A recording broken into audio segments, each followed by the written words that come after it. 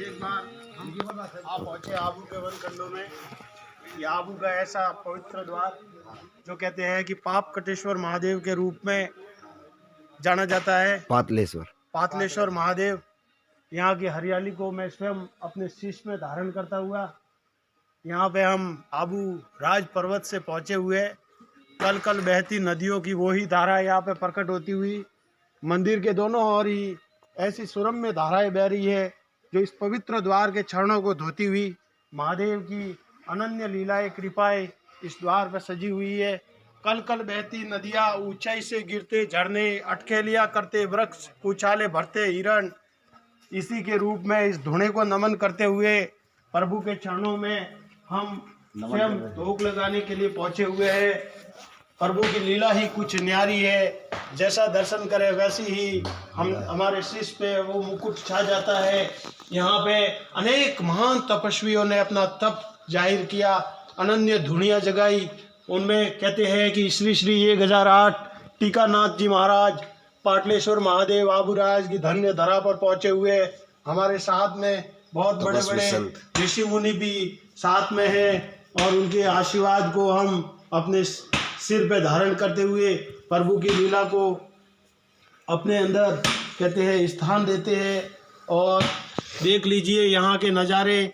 यहाँ आप आओ तो आपका मन हर्षोल्लास से कहते हैं कि सुखदमय बन जावे। देख लीजिए ये आबू की हरियाली, आम की लताएं, विभिन्न प्रकार के पेड़। कहते हैं कि ये आबू के ऐसे द्वार हैं जहाँ पे कहते हैं जिसका लिखा है वो ही आ सकता है, अन्यथा तो कहीं इन आबू के जंगलों में कहते हैं आके चले जाते हैं। परंतु दर्शन करने के लिए कभी आपका मन बने तो ये सदगा भवानी के नीचे वाले प्रांगण में आया हुआ बहुत ही पवित्र, अपने मन को झकझोर कर देने वाला स्थान है। यहाँ जरूर आप रात्रि विश्राम और प्रसादी बना के खावे।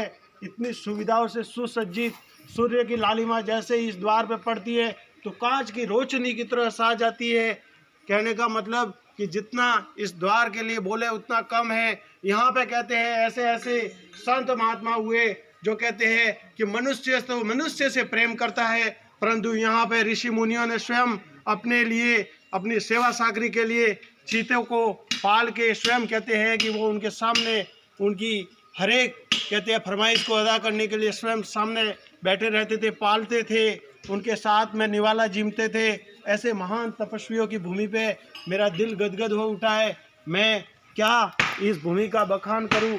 आबू तू ऊंचो घणो, पहलो बरसू मालवो, दूजो बरसू मेवाड़, मत कर आबू ओरता, बरसू वारंवार।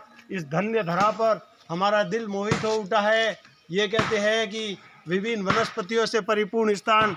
हम कम से कम 12 की टुकड़ी 13 की टुकड़ी में पहुंचे हुए आबू के वन खंडों में।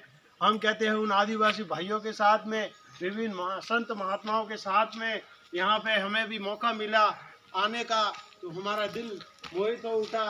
और इसी के साथ में कहते हैं कि मैं अपनी कहते हैं लीला को, वाणी को प्रभु के चरणों में समर्पित करते हुए हरि चरणों की ओर आगे बढ़ने का प्रयास कर रहा हूँ। बोलिए आबूराज की जय हो।